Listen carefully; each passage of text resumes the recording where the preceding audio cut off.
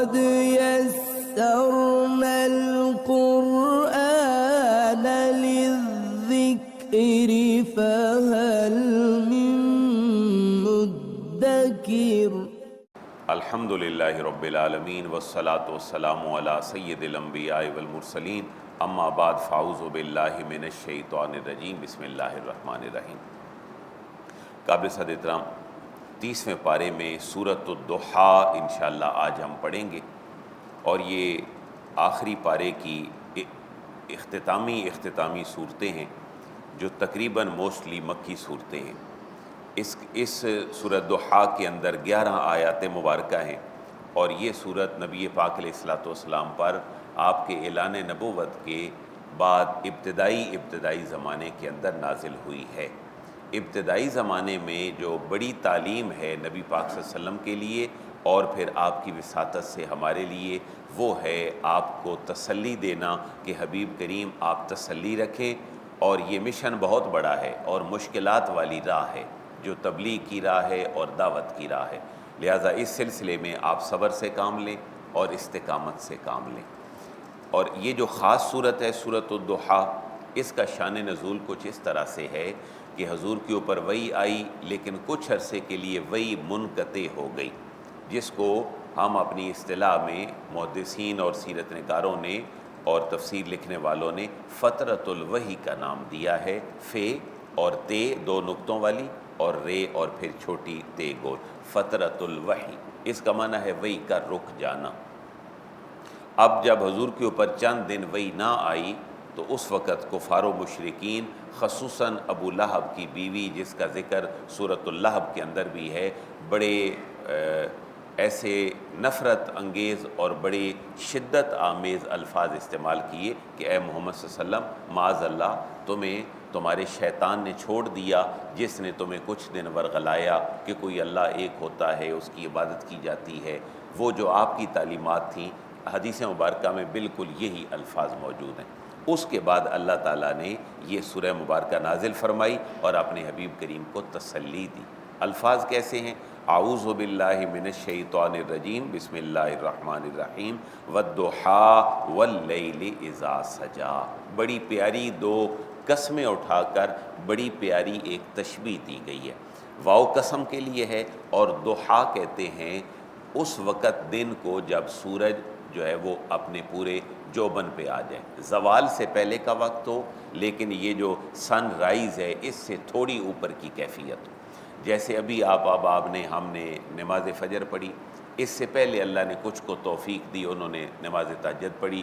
اب جب سورج نکل آئے گا تو تقریباً زوال ختم ہوگا تو اشراق کی نماز ہے، اور پھر سورج نکلنے کے تقریباً 1.5 گھنٹہ بعد ضحیٰ کی نماز ہے، جس کو ہم چاشت کی نماز کہتے ہیں۔ یہ ساری نمازیں نفل نمازیں ہیں، تہجد بھی نفل ہے، اشراق بھی نفل ہے، چاشت بھی نفل ہے۔ منیمم رکعتیں 2 بھی کوئی پڑھ لے تو اس کی طرف سے اشراق کافی ہیں۔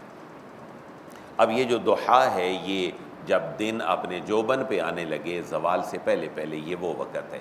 اب یہ دن کا آغاز ہے، اس کے اندر زندگی ہے، ایک نیا حوصلہ ہے اور نیا چارم ہے، تسلسل پورا۔ لیکن جب انسان شام کی طرف جاتا ہے، سورج غروب ہوتا ہے، تو پھر زندگی بھی اپنے پورے تحمل کے ساتھ آ جاتی ہے۔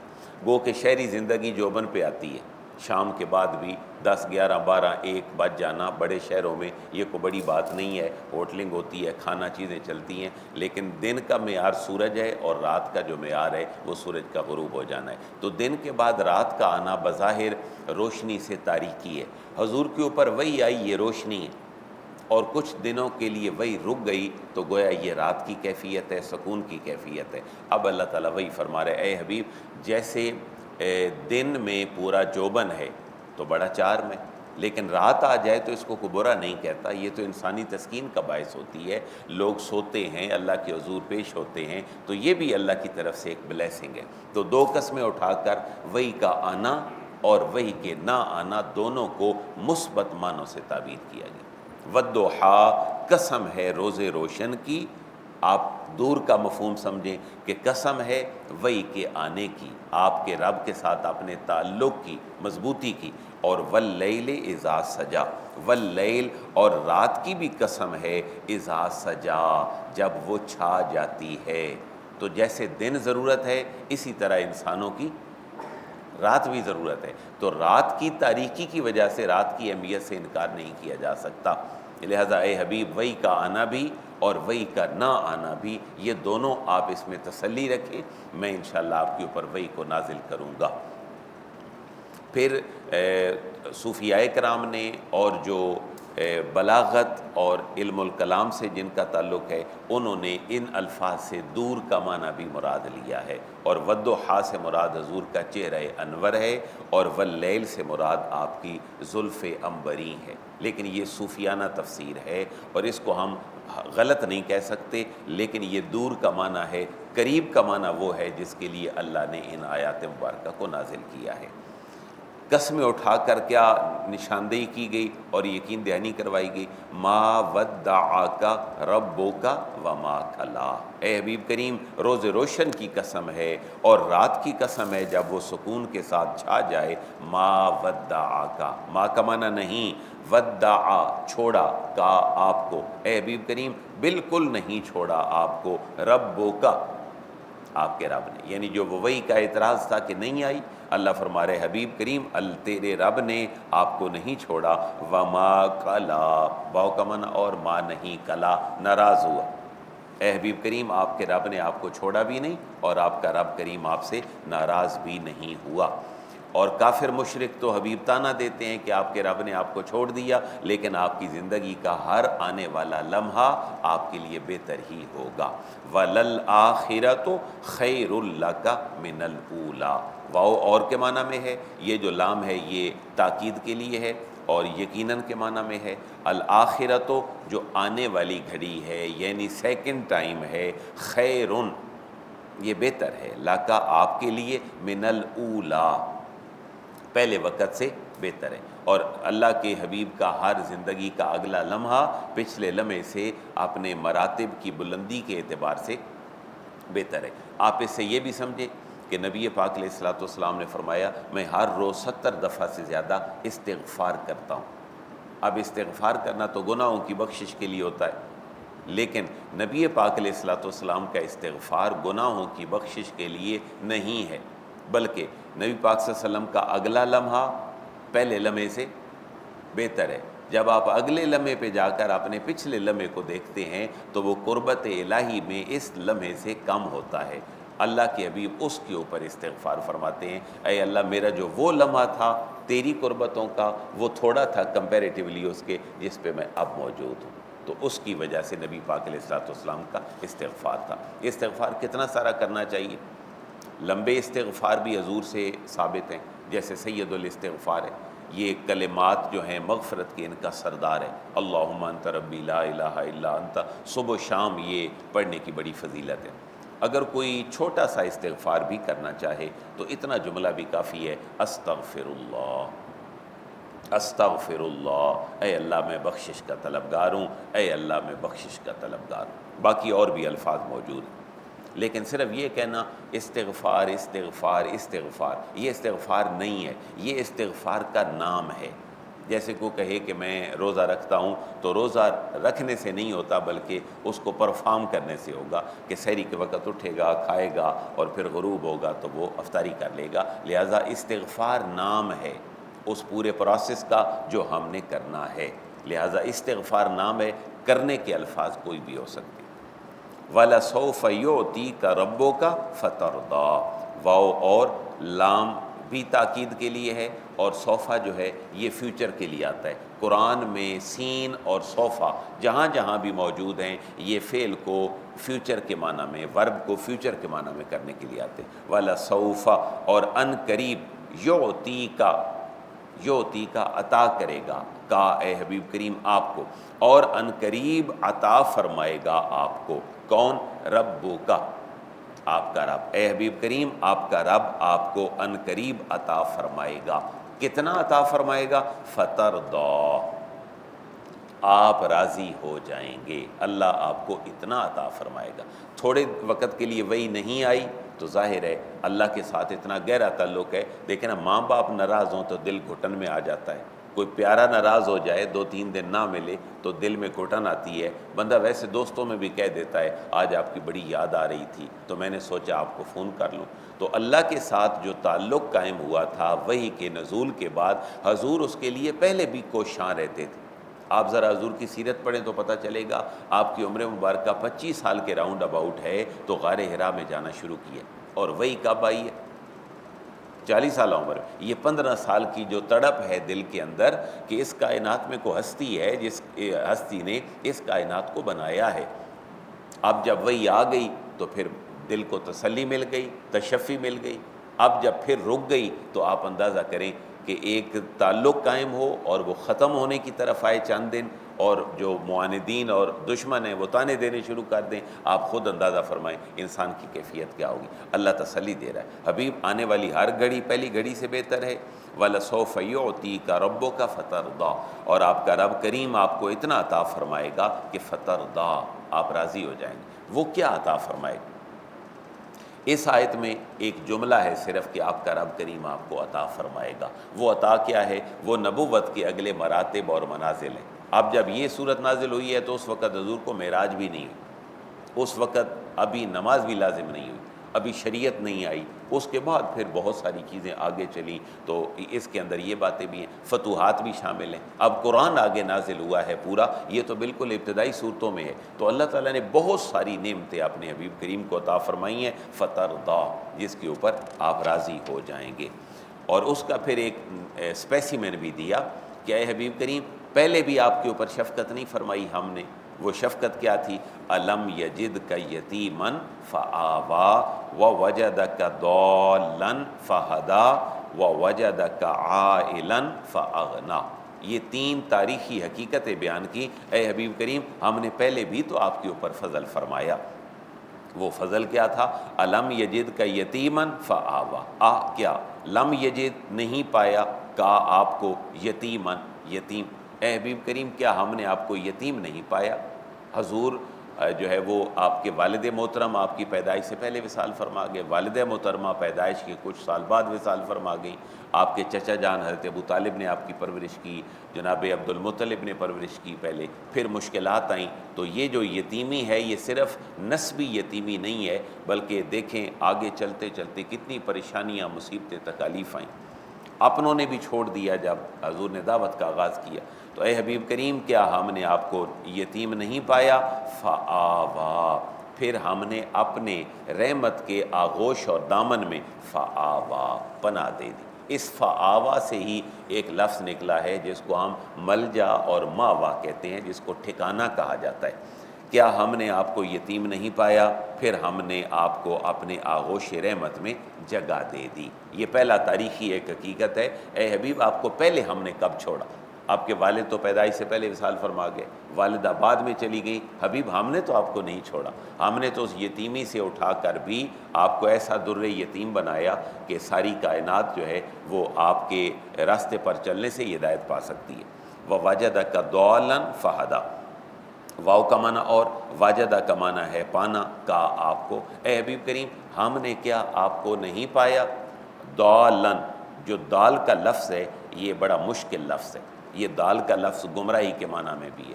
جیسے آپ سورہ فاتحہ پڑھیں، ہم روزانہ اس کو پڑھتے ہیں، غیر المغضوب علیہم ولا الضالین، مغضوب سے مراد ہے جن پہ اللہ کا غضب ہوا، اور ضال سے مراد ہے جو گمراہ ہوئے۔ مغضوب سے مراد یہودی ہیں اور ضالین سے مراد عیسائی ہیں۔ جس طرح انہوں نے اپنے عقائد کے اندر شدت اختیار کی تو وہ قرآن نے ان کو ضالین کہا، لیکن نبی پاک علیہ الصلوۃ والسلام کے لیے ضال کا لفظ گمراہ کے معنی میں ہونا یہ ہرگز نہیں ہو سکتا۔ اس کا مطلب سمجھنے کے لیے کیا ہے کہ ایک انسان گمراہ ہے جیسے یہودی ہیں، نبی پاک صلی اللہ علیہ وسلم کے شایان شان یہ لفظ اللہ نے نہیں بولا۔ اس کا مطلب پھر کیا ہے؟ ایک ہے کہ راستے سے ہٹ جانا، ایک ہے کہ ایک ایسے راستے پر چلنا جس کی منزل آگے ہے اور انسان اس منزل کو تلاش کر رہا ہے۔ جیسے حضور 15 سال ایک ایسی ہستی کی تلاش میں رہے کہ اس کائنات کو بنانے والا کوئی ہے۔ ایک عرب شاعر ہے، مفسرین نے اس کی شاعری سے ایک استدلال کیا کہ بکریاں جا رہی ہوں اور راستے سے مینگنیاں نظر آئیں تو پتہ چلے گا کہ یہاں سے کون گزرا ہے، بکریاں گزری ہیں۔ جیسے آج کل کتے ہیں اور وہ مجرم پکڑ لیتے ہیں، پتہ چل جاتا ہے نشاندہی، تو اس کائنات کو بنانے والا بھی تو کوئی ہے۔ جیسے ایک جانور کے جانے سے اس کا گوبر اس جانور کے ہونے کا پتہ دیتا ہے، اسی طرح یہ پہاڑ، یہ چرند پرند، یہ پوری کائنات کیا بغیر کسی کے بنائے کے بن گئی؟ اللہ کے حبیب ایک ایسی ذات کی تلاش میں تھے اور 15 سال غار حرا میں عبادت کے لیے جاتے رہے۔ یہ وہ کیفیت ہے جس کو دال کے لفظ سے تعبیر کیا گیا۔ اس کا بہترین ترجمہ کیا ہوا؟ وَوَجَدَكَ ضَالًّا، اے حبیب کریم ہم نے آپ کو پایا، ضَالًّا کسی ہستی کی محبت میں، وارفتہ پایا، کسی ہستی کی محبت میں تلاش کرنے والا ہم نے آپ کو پایا، تو فہدا ہم نے آپ کے اوپر وہی نازل فرما دی۔ اب ہدایت بھی جو ہے وہ راستہ دکھانا ہوتا ہے۔ تو اے حبیب کریم جب آپ کو ہم نے کسی ذات کی تلاش میں پایا تو پھر ہم نے وہ راہ آپ کو دکھا دی اور آپ کے اوپر وحی کو نازل فرما دیا۔ کیا مطلب؟ نہ حبیب پہلے آپ کو چھوڑا ہے اور نہ وحی کے نزول کے بعد آپ کو چھوڑیں گے۔ تو پیر صاحب نے ترجمہ یہ لکھا ہے وَوَجَدَكَ ضَالًّا فَهَدَىٰ، اور آپ کو اپنی محبت میں خود رفتہ پایا، تو فہدا تو منزل مقصود تک پہنچا دیا۔ اور وَوَجَدَكَ عَائِلًا فَأَغْنَىٰ، واو کا معنی اور وجدہ پایا کا آپ کو عائلاً حاجت مند۔ اب یہ عائل جو ہے ایک حاجت مند ہے جو لوگوں سے اپنی حاجت پوری کرواتا ہے، اور ایک ہے جس کی حاجت اللہ کے ساتھ ہوتی ہے۔ تو اے حبیب کریم آپ کو ایک ذات سے حاجت مانگنے والا ہم نے نہیں پایا، تو فَأَغْنَىٰ، فا کا معنی پس، اغنا ہم نے آپ کو غنی کر دیا۔ تو غنی دو طرح کا ہوتا ہے، ایک مال مل جائے تو غنی ہے، اور ایک جس کا دل جو ہے وہ کائنات کی محتاجی سے دور ہو جائے وہ بھی غنی ہوتا ہے۔ تو یہاں پر دونوں غنا مراد ہیں۔ ایک نبی پاک علیہ الصلوۃ والسلام کو اللہ نے اماں خدیجہ کے ساتھ شادی کے بعد، حالانکہ وہ بہت بعد ہوئی، ایک غنا ظاہری عطا فرما دیا، اور ایک ہے کہ وحی کے نزول کے بعد جو نعمتیں اللہ نے آپ کو دی یہ وہ غنا ہے۔ اس لیے سب سے جو بڑا غنا ہے اور دولت مندی ہے وہ دل کا غنا ہے۔ فَأَمَّا الْيَتِيمَ فَلَا تَقْهَرْ وَأَمَّا السَّائِلَ فَلَا تَنْهَرْ وَأَمَّا بِنِعْمَةِ رَبِّكَ فَحَدِّثْ۔ تین تاریخی شواہد بتلانے کے بعد اب تین اللہ نے اپنے حبیب کریم کو ہدایات دیں، اور یہ حضور کے لیے بھی ہدایات ہیں اور مکے کے کفار و مشرکین کے لیے بھی ہدایت ہیں، ہمارے لیے بھی ہدایت ہیں۔ فَأَمَّا الْيَتِيمَ فَلَا تَقْهَرْ، سو اے حبیب کریم فَأَمَّا، فا کا معنی پس، اما جو ہے وہ تفصیل اور ڈیٹیل کے لیے ہوتا ہے، کسی کو الرٹ اور آگاہ کرنے کے لیے۔ الیتیمہ، اے حبیب کریم جہاں تک یتیم کا تعلق ہے تو فلا تقہر، اس کے اوپر قہر نہ ڈھائیے۔ قہر کا لفظ بھی ہم بولتے ہیں نا، یعنی اس پر آپ سختی نہ کیجیے۔ اللہ تعالیٰ کی جو صفت ہے نا قہار، وہ بھی اس کی روٹ بھی یہی ہے جو تقہر کی روٹ ہے، یعنی سختی جو ہے وہ کرنے کے معنی میں۔ لہٰذا اے حبیب کریم ہم نے آپ کو یتیم پایا تو ہم نے آپ کو غنی کر دیا، اب آپ بھی اگر کسی یتیم کو دیکھیں تو فلا تقہر، اس کو جھڑکیں نہ، اس پر سختی نہ کریں۔ وَأَمَّا السَّائِلَ، اور اے حبیب کریم کوئی مانگنے والا سائل اگر آئے تو فَلَا تَنْہَرْ، اس کو جھڑکیے نہ۔ آپ جو یتیم ہے اس پر سختی نہ کیجیے، اور جو سائل ہے اس کو جھڑکیے نہ۔ ایک بڑی پیاری لطافت ہے اس کے اندر۔ اے حبیب کریم آپ بھی تو سائل تھے، حضور کس کے سائل تھے؟